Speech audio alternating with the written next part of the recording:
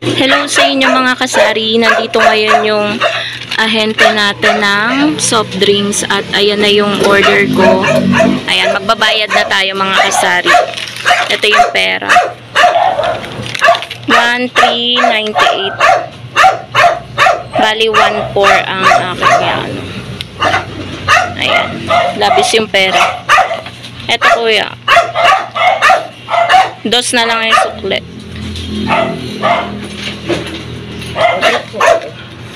Dapat Coke, Sprite, piso-piso.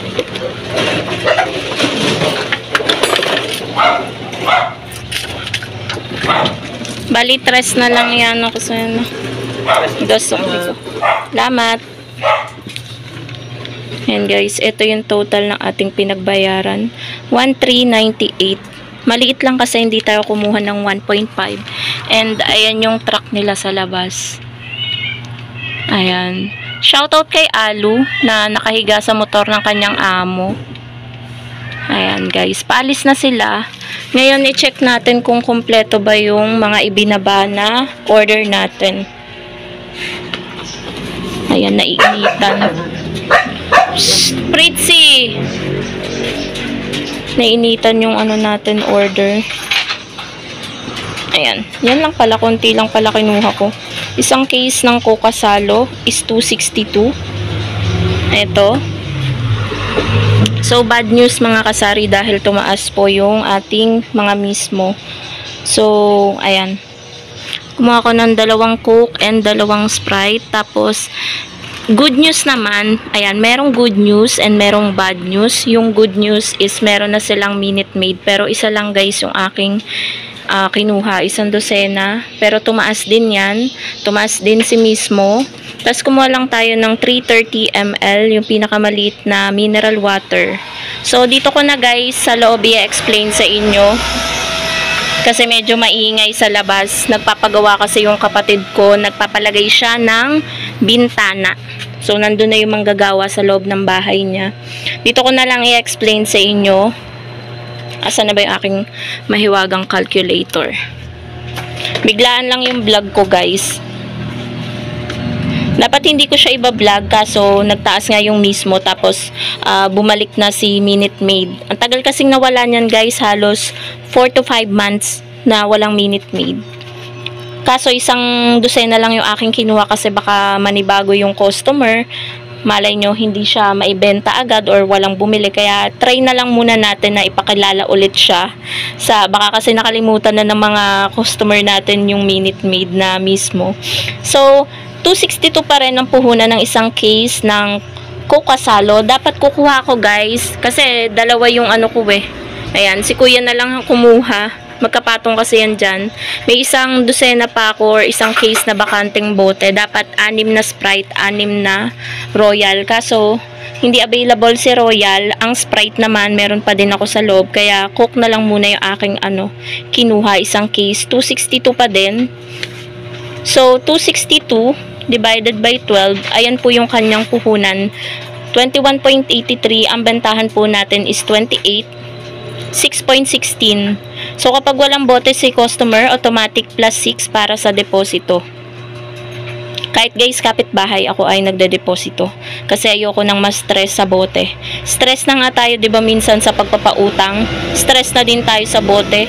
So, tatanda yung mukha natin. Kasi stress na tayo sa buhay. So, ang kinuha ko naman na mismo is 2 Coke, 2 Sprite. Ito guys ang itinaas.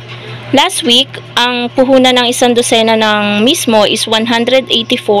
Tumaas po siya ng 6 pesos. So, 190 na po ang mismo divided by 12. Ayan na po ang puhunan ng mismo. 15.83. 20 pesos pa din naman daw po ang bentahan niyan. So, ang tubo na lang po natin mga kasari sa mismo is 4.16. Yan na lang po talaga ang tubo natin sa mismo. Maliit na talaga. Pero kapag yan po ay tumaas ulit bago magpasko, talagang mapipilitan na tayo na kasi mahal din ang singil ng kuryente. Iaano din po natin yung electricity kasi pinapalamig po natin yan sa rep.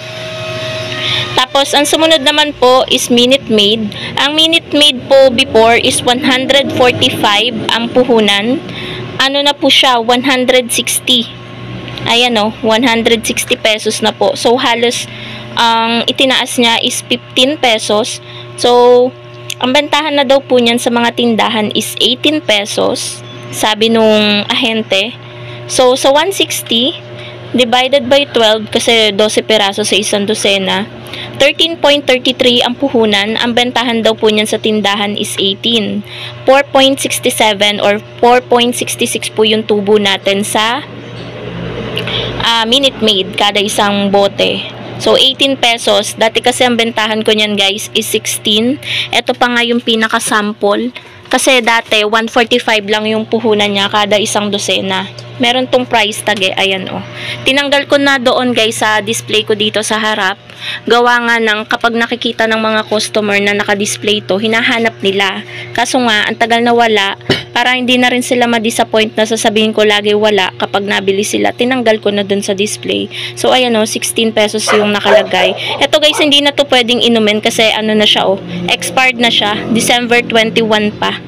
December 28, 2021 pa yung expiration niya. So, magto 2 years na siyang expired. Kaya hindi na yan pwedeng inumin. So, last, mga kasari, yung mineral water na 330 ml na pang 12 po yung ating bentahan. Dati guys, ang bentahan ko niyan is 10 pesos. Pero ginawa ko ng ano kasi sa mga kalapit ko naman tindahan, sa mga competitors ko ay 12 sa kanila.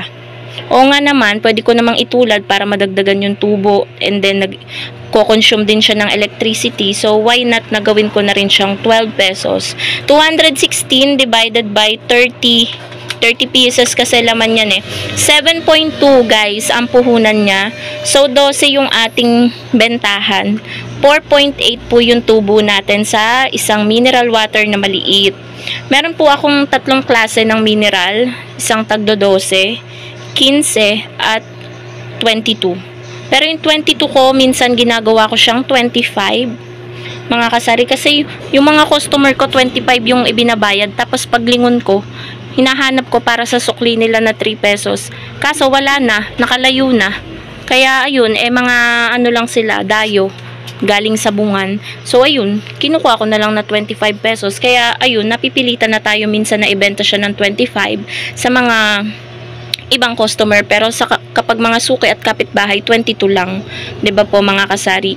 So yun lang po, 1,398, halos 1,400 yung ating pinagbayaran. Tinatanong ako kung kukuha ako ng 1.5, sabi ko hindi na muna kasi ang tumal guys. Kailan ko pa kinuha to? Siguro mga 2 weeks ago. And hindi pa rin nauubos. Meron pa din tayong mga palamig dito sa loob ng rep. Ayan siya. Ayan, walang flashlight guys ang cellphone ko kaya medyo madilim. Hindi ko na binuksan. So, yan ang aking breakfast. Si Jowa kasi hindi pa nagluluto. Kaya, ayan, yan na lang ang aking inagahan. Maghihintay na lang ako ng taho mamaya-maya. Padating na yon para malagyan pa ng laman ang tiyan natin at hindi tayo mahilo sa gutom. So, ayan po mga kasari. Thank you so much for watching. Thank you so much sa pakikinig. And, ayan po, na-update ko na kayo. Nagmahal po ang mismo dito po sa aming lugar. Pero, mura pa din po ito kung i-compare sa puhunan ng mga ibang wholesaler or ng mga ahente. Maraming nagsasabi mura pa daw dito sa aming lugar. So, ayun po, tumaas po si mismo. Tapos, nagkaroon na po ng stock sa kanila ng Minute Maid. Pero, tumaas din po yung Minute Maid. Good news and bad news. Ayun po, ang dumating po sa atin ngayong araw ng Wednesday. Ayan, sa delivery natin ng soft drinks, mineral water, at ng juice. So, thank you so much for watching mga kasari. Bye! Happy selling po sa inyong lahat.